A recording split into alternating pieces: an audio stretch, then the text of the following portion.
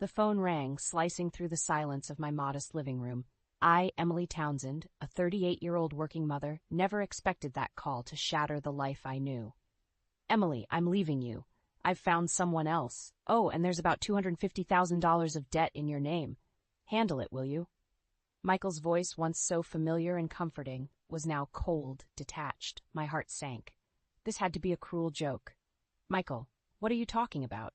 I stammered, my voice barely a whisper, but he was relentless. You heard me. I'm with Claire now. She understands me, unlike you. Goodbye, Emily. And with that, he hung up. I stood there, phone still in hand, feeling as if the ground had been yanked from under me. Tears welled up in my eyes, not just for the betrayal, but for the sheer impossibility of the debt he'd saddled me with. Mom, are you okay?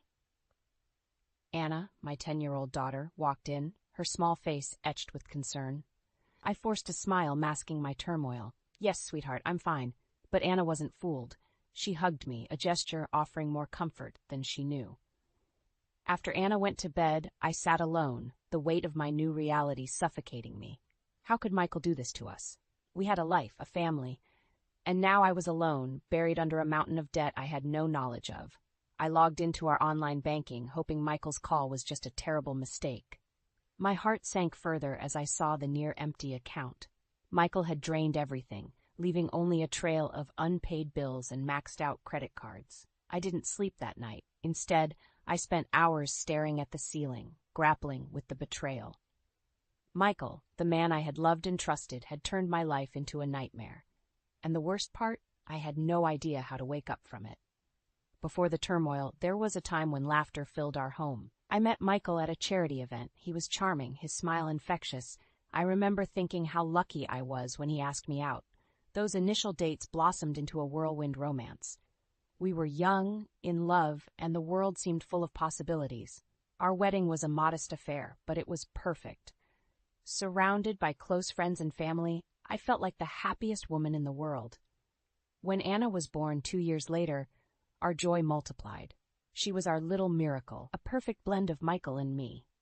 Those early years were filled with simple pleasures, picnics in the park, movie nights cuddled on the couch, and Anna's laughter echoing through our home. I often found myself marveling at our little family, feeling a sense of contentment I never thought possible. But as Anna grew, so did the distance between Michael and me. It started subtly, missed dinners, late nights at the office, and weekends consumed by urgent work calls. I tried to bridge the gap, arranging date nights and family outings, but Michael always had an excuse. Then came the job losses. Michael's excuses grew thin as he hopped from one job to another. With each new position, his demeanor darkened. The loving man I married was slowly replaced by a stranger, one who snapped at the slightest provocation and withdrew into himself. I remember one evening trying to discuss his job situation. His response still echoes in my mind. What do you know about pressure, Emily? You just sit at home taking care of Anna. You don't understand what it's like in the real world. His words stung. I had given up my career to support his, to be there for Anna. Didn't that count for something? As Michael's behavior became increasingly erratic, I returned to the workforce. It wasn't just for financial stability. It was to fill the growing void in my heart. I missed the connection we once had, the sense that we were a team. Looking back, those signs were there, warning me of the storm that was about to hit. I just chose to ignore them, clinging to the memory of the man I fell in love with, hoping he would return. The unraveling of our life began with whispers of doubt and ended in a cacophony of betrayal. As Michael's job instability grew, so did the tension in our home. His once sporadic late nights became the norm. Each time he stumbled in, reeking of alcohol, a part of my heart crumbled. One evening, as I was putting Anna to bed, she asked, "Mommy, why is Daddy always mad?" Her innocent question pierced me. "Daddy's just tired from work, sweetie," I answered, though I knew the truth was far more complicated. The final straw came when I discovered a series of receipts for expensive jewelry and hotel stays. Confronting Michael led to a ferocious argument, the first of many. "You're suffocating me, Emily," he yelled. "I need some space, some freedom." Freedom? Is that what you call spending our savings on whatever this is? I countered, holding up the receipts. He snatched them from my hand, his eyes blazing. "You wouldn't understand. You're just a housewife. What do you know about living a life?" I stood there stunned as he stormed out, slamming the door behind him. His words, so callous and dismissive, echoed in my mind. Was this really the man I married? Determined to protect Anna and myself, I made the decision to return to work. My old job at the marketing firm welcomed me back, and I threw myself into it. The work was a welcome distraction from the chaos at home. Yet, as I worked late into the night, a gnawing feeling of guilt consumed me. I was missing precious moments with Anna, all because of Michael's selfishness. It wasn't fair. She didn't deserve this.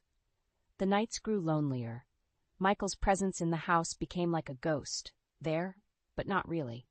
His indifference towards Anna, his once cherished daughter, hurt the most. He was slipping away from us, and I felt powerless to stop it. It was during these dark times that I found solace in my friendship with Rachel. She became my confidant, my rock. "You're stronger than you know, Emily," she would often tell me. I wanted to believe her, but the shadows of doubt were overwhelming. As I lay in bed each night, listening to the silence of the house, I couldn't help but wonder where it all went wrong. When did the love and laughter turn into resentment and distance? The answers eluded me, much like the remnants of the happy life we once shared. Life, as I knew it, had become a juggling act. Balancing work, motherhood, and a crumbling marriage left me perpetually exhausted. Each day was a struggle to maintain a semblance of normalcy for Anna, who remained my beacon of hope. One evening, after a particularly grueling day at work, I found Anna sitting at the kitchen table, her homework spread out in front of her. "Mom, can you help me with this?" she asked, pointing to a math problem. I sat down, the fatigue of the day weighing heavily on me. "Of course, honey," I replied, but my mind was elsewhere, tangled in a web of bills, work deadlines, and the latest argument with Michael. As we worked through the problem, my phone buzzed. It was Rachel. "Emily, are you okay? You sounded off at work today." I sighed, pinching the bridge of my nose. "I'm just tired, Rachel. Tired of everything." Anna looked up at me, her eyes filled with concern. "Mom, you're working too hard. Can't Daddy help?" Her question was like a dagger to my heart. How could I explain to her that her father, the man who should have been our pillar, had become our greatest burden? Michael's presence in the house had become almost non-existent. When he was home, his disdain was palpable. Our interactions were limited to brief, bitter exchanges, often culminating in him storming out to spend the night God knows where. The climax of our deteriorating relationship came one rainy night. Michael arrived home late, his clothes drenched, his eyes wild. "I lost my job," he blurted out, a mix of anger and desperation in his voice. I stood there, stunned. "What happened?" "They're a bunch of idiots. They don't appreciate me," he spat, his voice laced with venom. I tried to reason with him, to discuss our next steps, but he was beyond reach. "You wouldn't understand, Emily. You live in this little bubble, thinking everything is fine. Well, it's not." His words hung in the air, a testament to the vast chasm that had grown between us. I realized then that the man I married, the man I loved, was gone. In his place stood a stranger, fueled by bitterness and regret. The following weeks were a blur. I worked tirelessly, my thoughts consumed by financial worries and the well-being of Anna. The strain took its toll, and my health began to falter. But I couldn't stop. Too much depended on me. Then, one fateful day at work, the world spun, and darkness engulfed me. I woke up in a hospital bed, Rachel and Anna by my side. The doctor's words were a wake-up call. "You need to slow down, Emily. Your body can't handle this stress."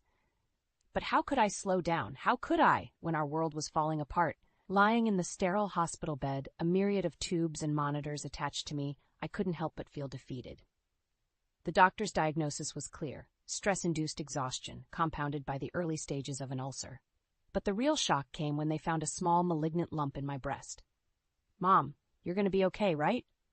Anna's voice trembled with fear. I squeezed her hand, mustering a smile. "Of course, honey. Mommy's a fighter, remember?" Rachel, ever the supportive friend, was there too, her face etched with worry. "Emily, you need to take care of yourself. You can't keep going like this." I knew she was right, but the thought of slowing down, of letting Michael's irresponsibility win, was unbearable. Yet the reality of my health situation was a wake-up call. I had to be there for Anna. As I lay in the hospital processing my diagnosis, my phone rang. It was Michael. His voice was as cold and distant as ever. "Heard you're in the hospital. Bad timing, Emily. I need you to deal with some things." His callousness took my breath away. "Michael, I have cancer," I said, the words heavy on my tongue. There was a pause, and for a moment I thought I heard a hint of concern in his voice. But then he said, "Well, that's your problem. I have my own issues to deal with." I ended the call, a mix of anger and disbelief churning inside me. How could the man I once loved be so heartless? The next few days were a whirlwind of tests and consultations. Amidst it all, Rachel and Anna were my pillars, their love and support unwavering. But as I lay there, a plan began to form in my mind. Michael had left us in shambles, but I wouldn't let him destroy us.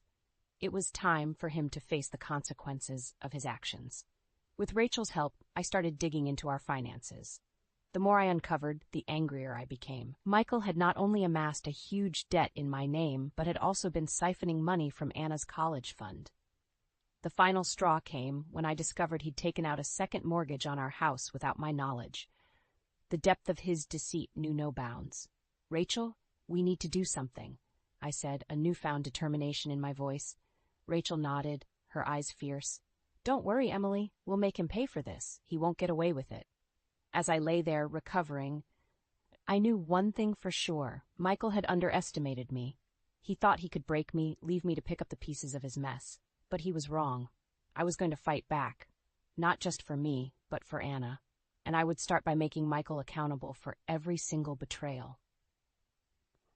The day I left the hospital marked the beginning of a new chapter. I was weak, physically and emotionally, but my resolve was stronger than ever. Armed with the evidence of Michael's financial treachery, Rachel and I devised a plan to confront him and bring his deceit to light. Rachel had been doing some digging of her own. "Emily, you won't believe this. Michael's working at a tech startup now, and guess what? It's in the same building as my office." This was our chance. We decided to confront him there, in a public place where he couldn't avoid us. I wanted to see the look on his face when he realized he couldn't escape the consequences of his actions. The next day, with Anna safely at a friend's house, Rachel and I headed to Michael's workplace. My heart pounded as we entered the building. We found him in the lobby, chatting and laughing with a younger woman. The sight of him, so carefree, ignited a fire in me. "Michael," I called out, my voice steady despite the turmoil inside. He turned, his smile faltering as he saw me. The woman beside him, presumably Claire, looked on, puzzled. "What are you doing here, Emily?" Michael's voice was a mix of annoyance and surprise. I stepped forward, Rachel by my side. "We need to talk about the debts, the mortgage, and everything you've stolen from Anna and me." Michael glanced around nervously, aware of the curious eyes on us. "Not here, Emily. This isn't the place." "No, Michael, you don't get to decide that anymore," I said firmly. "You've left me with a mountain of debt, and I have cancer because of the stress you've caused. It's time you faced up to what you've done." Claire's eyes widened in shock. "Cancer? Michael, what is she talking about?" Michael's facade crumbled. He tried to usher Claire away, but she resisted. "No, I want to know what's going on. What debt?" I looked Claire in the eyes. "He's been using my name to take out loans, max out credit cards, even drained our daughter's college fund." Claire turned to Michael, betrayal etched on her face. "Is that true, Michael?" He had no words, just stood there, trapped in the web of his own lies. It was a small victory, but seeing him exposed for who he truly was in front of Claire and his colleagues gave me a sense of justice. As Rachel and I left the building, I felt a weight lift off my shoulders. The road ahead was still daunting, but for the first time in a long time, I felt like I had the upper hand. Michael would no longer control our lives. It was time for him to pay for his actions, and I was just getting started. After the confrontation, our next step was legal action. Rachel, ever the resourceful one, connected me with a sharp, no-nonsense lawyer, Diane. She was a force to be reckoned with, and exactly what I needed. Diane pored over the documents I had gathered. "We have a strong case," she assured me. "Not only can we sue for the debts he incurred in your name, but we can also go after him for fraud and emotional distress." The idea of taking Michael to court was daunting, but it was necessary. He had to be held accountable. Meanwhile, Rachel kept an eye on Michael's movements. "He's unraveling, Emily." Claire left him, and it looks like his job is on the line, too. Good, I thought. He was finally feeling the weight of his actions. The day of the court hearing arrived. Michael was there, looking deflated, a far cry from the confident man he once was. As the proceedings began, it became clear that the evidence against him was overwhelming. Michael's lawyer tried to paint him as a man who had simply made some financial missteps, but Diane tore through their arguments. She presented the evidence of his fraudulent activities, his draining of Anna's college fund, and the impact of his actions on my health. The judge was sympathetic to our case. "Mr. Townsend, your actions have caused significant harm to your family. It's clear you acted with deceit and selfishness." The courtroom was silent as the judge delivered the verdict. Michael was found liable for the debts and ordered to pay restitution. Additionally, he would face criminal charges for his fraudulent activities. As we left the courtroom, Michael tried to approach me. "Emily, I'm sorry." I looked at him, feeling a sense of closure. "Your apologies mean nothing now, Michael. You're going to face the consequences of what you've done." Walking out of that courtroom, I felt a sense of empowerment. It wasn't just about the legal victory. It was about standing up to the man who had tried to break me. I had fought back and won. The battle was over, but the war was not. There were still challenges ahead: my health, rebuilding my life, ensuring Anna's future. But I faced them with a newfound strength. Michael Townsend would no longer cast a shadow over our lives. It was time for Anna and me to step into the light. The aftermath of the trial marked the beginning of a new life for Anna and me. The victory in court was more than just a legal triumph. It was a reclaiming of our dignity and strength. Yet, the true battle lay in rebuilding our lives from the ruins Michael had left behind. I returned to work with a renewed focus, determined to provide a stable and loving home for Anna. She was flourishing in school, her resilience a constant source of pride for me. We had weathered the storm together, and our bond had only grown stronger. Rachel was a regular visitor, always bringing warmth and laughter into our home. "You know, Emily, you're an inspiration," she said to me one evening as we sat in my living room, a sense of peace finally settling around us. I smiled, looking over at Anna, who was engrossed in a book. "I had a good teacher," I replied, my eyes meeting Rachel's. We had been through so much, but her friendship had been a guiding light through the darkest times. As for Michael, his downfall was swift. The loss of his job and reputation, coupled with the legal repercussions, had taken their toll. He tried to reach out a few times, perhaps seeking forgiveness or pity, but I had closed that chapter of my life. I was no longer the woman he had left in shambles. I was stronger, wiser, and free from his toxic presence. The journey wasn't easy. There were moments of doubt and fear, but each step forward was a testament to our resilience. Anna and I had not just survived. We had thrived. One evening, as I tucked Anna into bed, she looked up at me with those big, bright eyes. "Mom, we're going to be okay, right?" I nodded, brushing a strand of hair from her face. "Yes, sweetheart, we're going to be more than okay. We have each other, and that's all we need."